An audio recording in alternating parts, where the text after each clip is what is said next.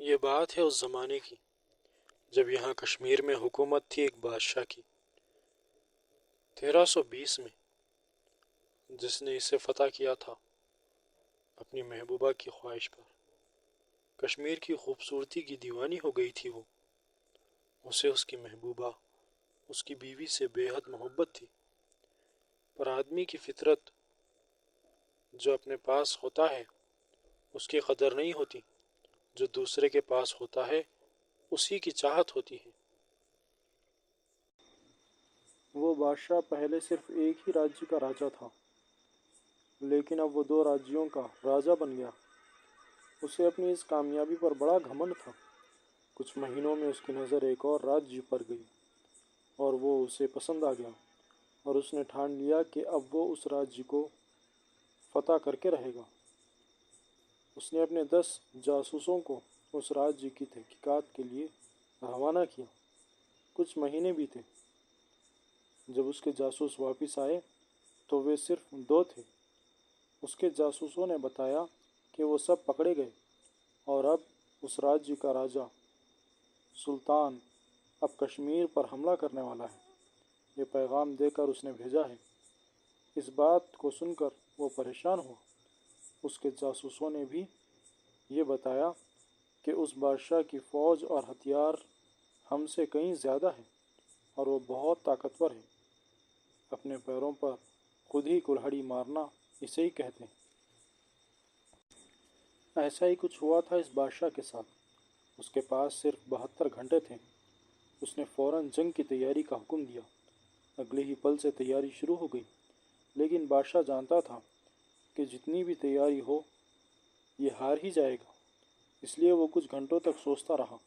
اس کے بعد بھی جب اسے کچھ نہیں سوجھا تو اس نے اپنے صلاح کار وزیر کو، جو اس کے لیے سب سے خاص تھے، بیٹھ کر مشورہ کرنے لگا۔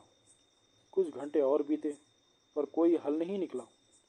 ایک سوچتے سوچتے جب اس کی نظر صلاح کار کی کلائی پر گئی جس پر ایک دھاگا بندھا ہوا تھا، اس نے پوچھا، یہ کیسا دھاگا بندھا ہوا ہے اور کیوں؟ بادشاہ نے پوچھا۔ یہ مجھے ایک بابا نے باندھا ہے، بہت پہنچے ہوئے بابا ہیں۔ مجھے اکثر اثرات ہوتے رہتے تھے، لیکن جب سے میں نے دھاگا باندھا ہے تب سے ٹھیک ہوں بس، صلاح کار نے جواب دیا۔ اچھا، بادشاہ نے کہا۔ اس کے کھوپڑی میں ایک خیال گزرا جس کو ظاہر کرتے ہوئے اس نے کہا، مجھے بھی اس بابا جی کے پاس لے چلو۔ اور وہ لوگ وہاں سے گھوڑوں پر سوار ہو کر پہاڑوں کی جانب نکل گئے۔ ایک سرنگ کے باہر جب وہ پہنچے جو کہ برف سے ڈھکے ہوئے ایگلو جیسی لگ رہی تھی، یہاں سے ہمیں پیدل جانا ہوگا سلطان، صلاح کار نے گھوڑے سے نیچے اترتے ہوئے کہا۔ سرنگ کے راستے سے ہو کر وہ لوگ ایک کھنڈر جیسی جگہ پہنچے۔ باہر جتنی ٹھنڈ تھی وہ اندر جاتے جاتے کم ہونے لگی۔ اس کھنڈر کے بیچوں بیچ جا کر صلاح کار نے ایک عربی منتر پڑھا، جس سے کچھ راستے ان کے داہنی طرف ظاہر ہوئے، جسے دیکھ کر بادشاہ چونک گیا۔ انہی راستوں میں سے ایک راستے سے ہو کر وہ سیدھے سیدھے چلتے رہے۔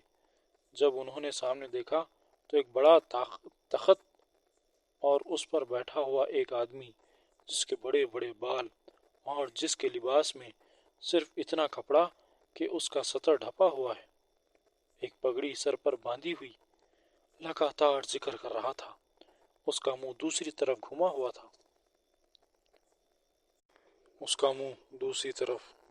تھا۔ بادشاہ اور صلاح کار دونوں تھوڑا قریب گئے۔ صلاح کار نے جھک کر کہا، آداب بابا کشمیری۔ تبھی وہ بابا پلٹے اور انہوں نے جواب دیتے ہوئے کہا، آداب زیام، میں بادشاہ کشمیر کو لے کر آپ کے پاس آیا ہوں۔ ان کی خواہش تھی کہ آپ سے ملاقات کر لیں۔ صلاح کار نے بادشاہ کی طرف دونوں ہاتھوں سے اشارہ کرتے ہوئے کہا۔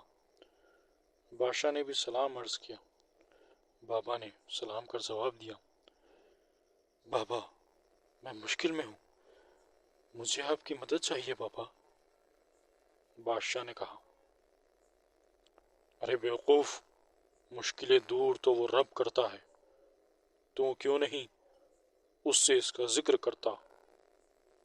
बादशाह ने सर झुकाकर कहा, बेशक वो रब कायनात है, पर मैं गुनहगार हूँ जिसे शायद वो माफ ना करे। मैं बस आपसे थोड़ी मदद मांगने आया हूँ, जैसे कोई पड़ोसी अपने पड़ोसी से मदद मांगता है। बादशाह ने नरम लहजे से कहा, बता क्या मदद करूं। मैं कुछ घंटों के बाद शायद कश्मीर का बादशाह ना रह सकूं, इसलिए क्योंकि मेरे पास इतनी फौज और हथियार नहीं है, और मैं इस जंग को इतना जीतना चाहता हूं। जीतना भी नहीं, बल्कि मैं तो सिर्फ अपनी हिफाजत करना चाहता हूं, अपने लोगों की हिफाजत करना चाहता हूं बाबा। बादशाह ने आंखों में आंसू लाते हुए कहा, ये दुनिया का उसूल है, जो ताकतवर होता है वही राज करता है। मैं इसमें तेरी कोई मदद नहीं कर सकता, बाबा ने कहा। सलाहकार चुपचाप खड़ा सब देख रहा था, लेकिन जब उसे एहसास हुआ कि अगर बादशाह हार गए तो वो भी शायद मरवा दिया जाएगा या फिर उसे किसी का गुलाम बना दिया जाए, उसने कहा, बाबा आप तो जिनों को गुलाम बनाते हैं, बस एक आध जिन हमारी हिफाजत के लिए दे दीजिए। ये सुनकर बादशाह की आंखें चमक उठी। बाबा ने ना चाहते हुए कहा, हाँ, लेकिन ये जिन बहुत शरीर है, इसे काबू करना मुश्किल होता है। अगर ये बेकाबू हुआ तो ऐसा हो जाएगा जैसे सालों से भूखा शेर बकरियों के रेवड़ में छोड़ दिया गया हो।